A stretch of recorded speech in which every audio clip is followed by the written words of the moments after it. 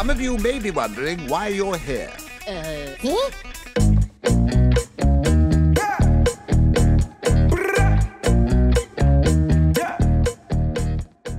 Despicable Me 4. After 7 years since his last main installment, where he was reunited with his long-lost twin brother, the adult version of Gru, along with Lucy and the girls, are back on another family adventure, joined by the minions with their signature shenanigans. And after following Gru's escapades since the beginning, I look at the fourth feature with one question in mind. Seriously? They're actually doing another one?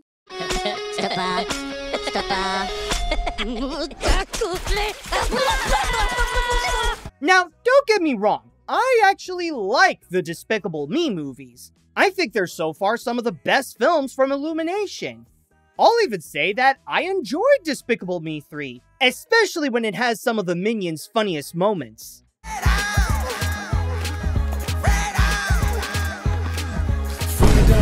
But despite liking them, the existence of this fourth feature makes me feel like the franchise is starting to go a little overboard. And I'm not just talking about the main line of Despicable Me films. If we count the Minions spin-offs, which function the same as the main films as they're also prequels, we're currently at movie number 6. And I'm not even counting the shorts they've done for both home media and theaters, or in all the banners where the Minions go. This is all to say that the announcement of this feature made me feel like I've started to develop a bit of franchise fatigue with Despicable Me. However, that doesn't mean that I have no hope for this. I am open to the possibility that Gru could win me back to show that the heart and humor of the film series is still strong. If it could do that on its fourth feature, then that alone will be an admirable accomplishment. So now that the franchise and Gru's family got bigger, will this be as super as the Mega Minions? Or is the former supervillain running out of gadgets to keep the movies going? Let's find out. The story. I'll start by saying that, even if I like the film, the biggest problem I have with the predecessor, Despicable Me 3, is that it lacks focus on what the story should be about, as it constantly juggles plot lines with little to no connection to one another that would have made this feel like one unified picture, including the reunion of Gru and Drew, Lucy and Margot trying to adapt to Drew's home country, Edith and Agnes trying to find a unicorn, stopping Balthazar Brat's evil plans, and the Minions rebelling against their boss. No?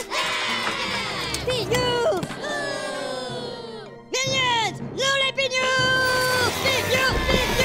With that said, one hope I had with 4 was if that issue was addressed in order to create a stronger story.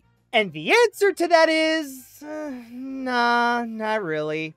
I'll give it that it does try a little more to have the plot lines related to each other, as Gru and the family have to move out to avoid the wrath of his latest arch-nemesis, Maxime Le Mal, and the Anti-Villain League team up with the Minions to have their own plan to take him down.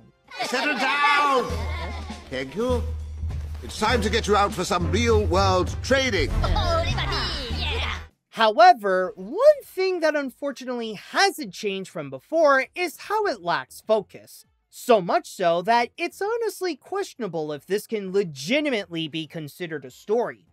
Like before, while the main plot is about Gru and his family protecting themselves from Maxime Le Mal, the movie continuously jumps from one group of characters to the next in order to give everyone in its large cast a chance to have a moment in the spotlight with their own little narrative going on. On top of recycling story elements from the third to repeat some of the troubles that the characters find themselves in. Along with the family moving to the town of Mayflower to hide from Maxime, there's Gru trying to bond with his baby son, Lucy and the girls, and a bit of Gru as well, having a hard time fitting in their new environment with their changed identities, Poppy getting the help of Gru to be a villain and perform a heist, Maxime seeking revenge against Gru for humiliating him in the past, and the Minions testing the AVL's latest experiment to become the Mega Minions. Ladies and gentlemen, I give you the Mega Minions! There's a part of this that makes the experience a bit dizzying with all the different scenarios it keeps constantly switching to, especially when it doesn't have a big running time to begin with that makes the pace of the storytelling quite quick. There are some advantages that come with that fast pace that I'll explain later, but it didn't do any favors to the story. It also makes it hard to keep track of what this whole movie is about, where I often question if some of these subplots actually serve a purpose to the rivalry of Gru and Maxime Le Mal, and for some of them, they don't. Which brings up another issue that they don't supply some of the other characters a meaningful arc to have them grow throughout the feature, leaving their plot lines to be just filler. That's why I said before that this doesn't feel like it's telling a full story. It has some resemblance of an actual movie plot, but it can also feel like a collection of cartoons where it keeps going from one short scenario filled with wacky antics to the next.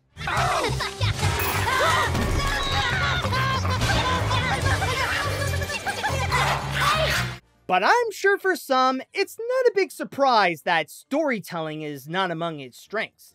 At the same time though, that's not necessarily why audiences come to watch these films. You see, what they lack in story structure, they make up for it in comedy. And even in their fourth movie, they still know how to be funny. At the very least, this is what kept it away from me not enjoying the experience. If it's not to see what will happen to the family and how they will stop Le Mal, then what kept me engaged was to watch what comedic materials they got next, offering a good dose of classic cartoon-style humor. I won't say that all the jokes are great, but a lot of them gave me some nice chuckles and a few genuine good laughs. And just like last time, it's the minions who stand out to me as the funniest, where they have some fresh material by working with the AVL and becoming the Mega Minions.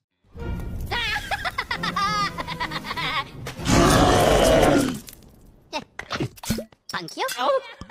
And I won't spoil anything, but I'll also say that the finale did win me over with an exciting climax and a fun ending where I could easily be wrong, but it feels like a conclusion to the entirety of Despicable Me.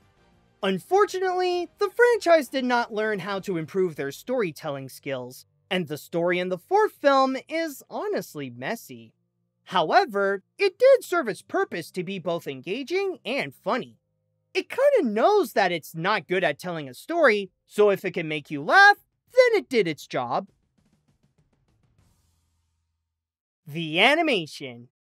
One thing that is consistently strong with the Despicable Me movies is the quality of the animation. They've always been nice-looking films that establish a recognizable style for the studio and have it come out greatly rendered, and the fourth feature carries on that legacy. With this franchise, it's self-aware of its own capabilities and what audiences enjoy from them. So a lot of what the team at Illumination did is sticking to their strengths, focusing on the character animation to make their cast dynamic and play a lot with their emotional range, have a good amount of fast-paced moments to keep the scenes lively, and especially to have the comedy be at its most effective. Since most of it is physical humor that doesn't depend on dialogue, the animators were mainly in charge of the timing and to play up the punchlines to have an element of surprise with how big they can be. No problemo!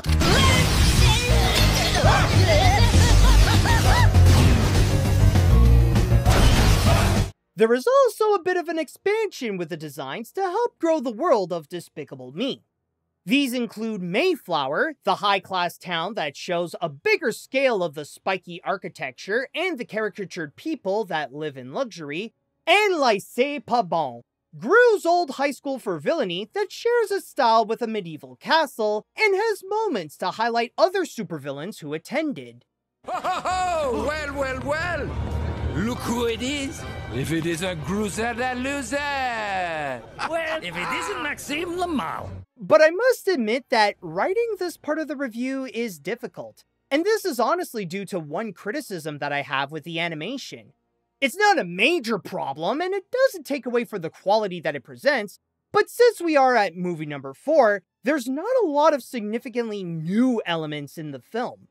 Like I said, what works is the parts that were already established in the previous features, and most of the latest additions aren't the kind that are very eye-catching. Yes, you do have the Mega Minions and Maxime Le Mal who introduce new concepts that help spice up the picture and set this one apart from the other Despicable Me movies, but I don't feel like they show up enough to really take advantage of those ideas and how they fit in the franchise's universe. There's so much of it that's just Gru's family trying to live a new ordinary life that it almost takes away from Despicable Me's identity. Compared to the other films, you don't get as much cool gadgets or over-the-top villains to make the adventures exciting. Not saying that there aren't any, but the amount noticeably reduced, thus making the concepts of Despicable Me 4 less memorable than its predecessors. What about all my friends? You'll make new friends, probably better ones. Oh. But again, this is not to say that the animation is bad at all. And despite the more interesting new elements not appearing as much as they debatably should, when they do show up, they make this feel worthwhile. The Mega Minions provide something new with their superpowers that greatly explore all the different comedic potential of their stupidity and failed attempts at being heroes. Also, as a quick side note, there aren't many action scenes in this feature either, or at least the creative kind that you'd expect from these movies.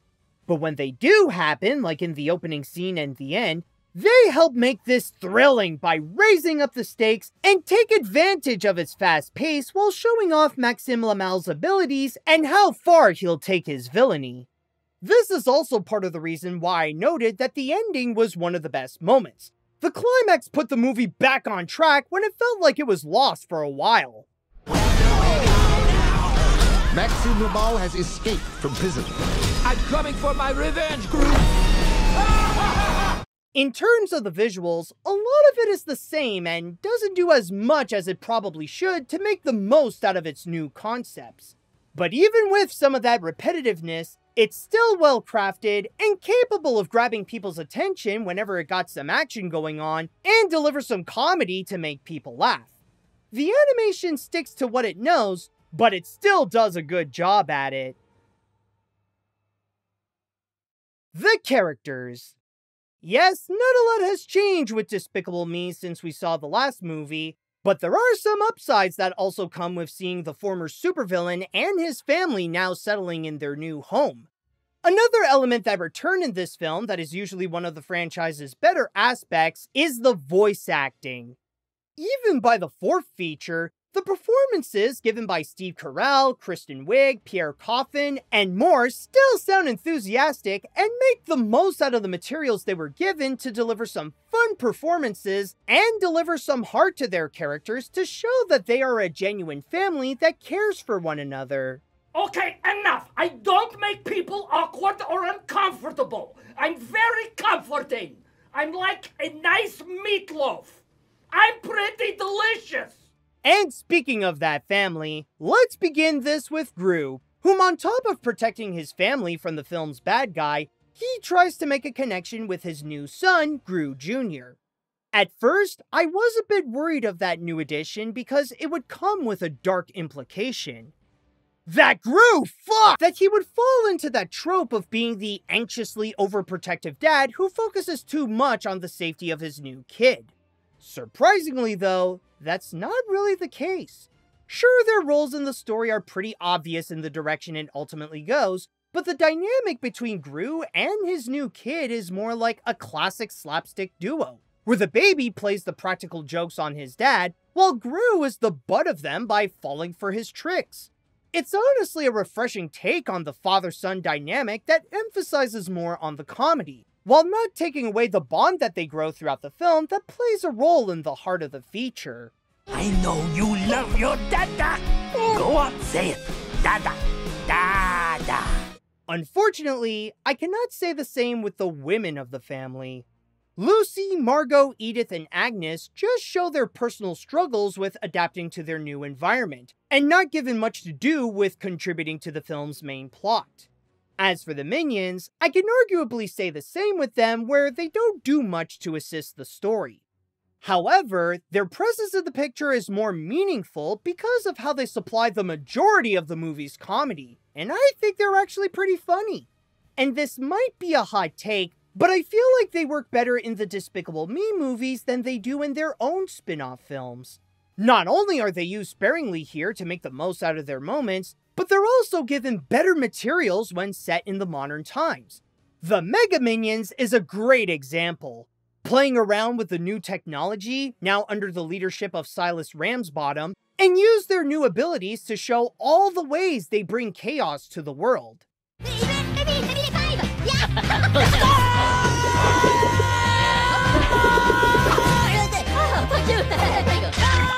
As for the new characters, the most relevant ones are Poppy, an aspiring villain who is pretty much a brattier teenage version of Drew from the last film, and the newest antagonist, Maxime Le Mal. If there's one thing that makes watching a new Despicable Me movie exciting, it's to see the new creative villains that will go against Gru, as they can be some of the best highlight of their respective film. From Vector in the first, to El Macho in the second, to Balthazar Brad in the third. Maxime in the fourth movie carries on this tradition as the film's best new addition to the franchise. Alongside his girlfriend Valentina, Le Mal is a cockroach-themed villain who morphed his body to partly be like the bug, and is fueled by his grudge against Gru since his high school days. But what makes Maxime so fun to watch is his performance by Will Ferrell, playing up his need for revenge with this over-the-top French accent.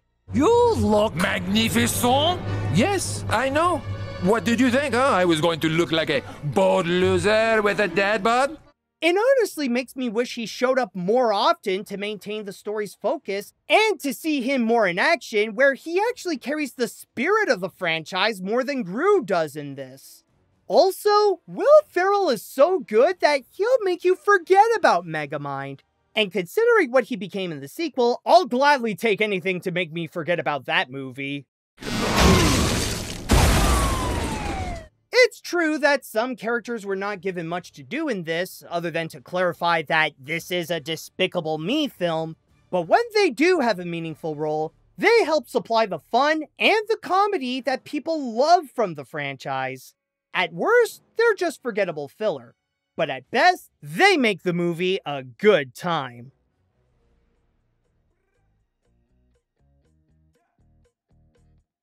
I know I expressed my doubts at the start regarding if Gru overstayed his welcome by having a fourth movie. I've seen franchises who made a number 4 and resulted in a serious dip in quality. Even Kung Fu Panda during the same year as this had its fourth film come out in rough shape compared to its previous installments. But when it comes to Despicable Me's fourth movie, I won't call this great. I won't even call this the best of the film series. But I won't say that I felt tired of it after watching this either.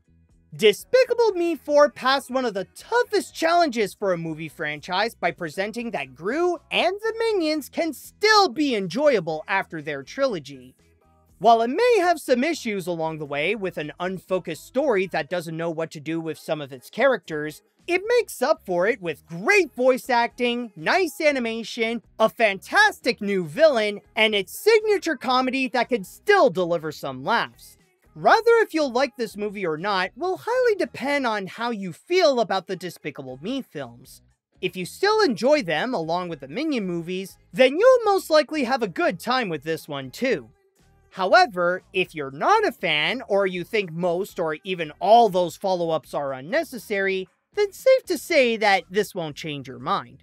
I think I can only recommend this to Despicable Me fans, or at least those who haven't given up on the movies.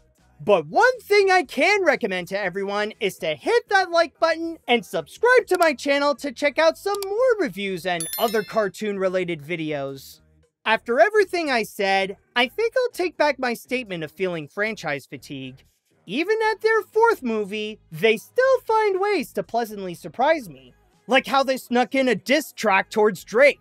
Seriously, take a closer listen to the background music I'm using right now, which is Pharrell Williams' Double Life. Some say that it's Pharrell's attempt at being Kendrick Lamar, and it's honestly hilarious to think that he got Gru and the Minions involved on the takedown of Drake. If that doesn't justify the existence of a Despicable Me 4, then I don't know what does.